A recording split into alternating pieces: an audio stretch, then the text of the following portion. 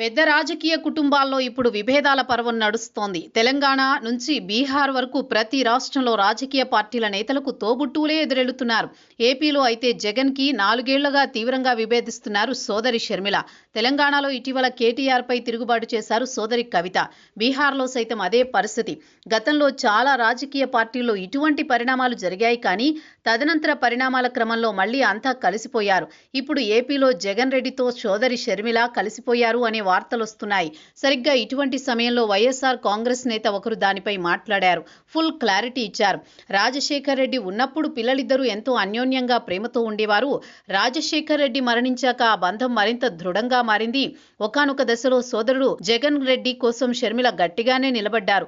కాంగ్రెస్ కేసులు పెట్టినప్పుడు షర్మిల అధినాయకత్వంపై చాలా రకాల ఆరోపణలు చేశారు. జగన్ జైలుకు వెళ్లినప్పుడు ఆయనకు అండగా నిలిచి పాదయాత్ర చేశారు. 2019 అధికారంలోకి వచ్చేందుకు అహర్నిశలు శ్రమించారు.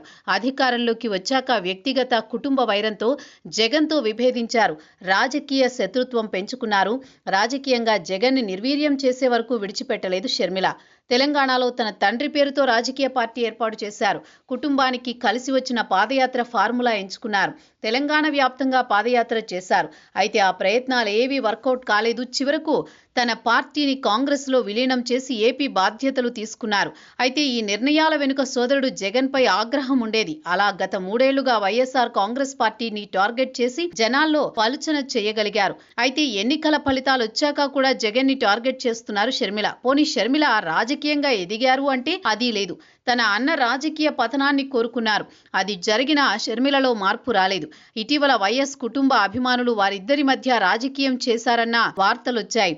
తాజాగా ఓ యూట్యూబ్ ఛానల్ ఇంటర్వ్యూలో మాట్లాడారు. కడప జిల్లాకు చెందిన వైసీపీ నేత సతీష్ రెడ్డి.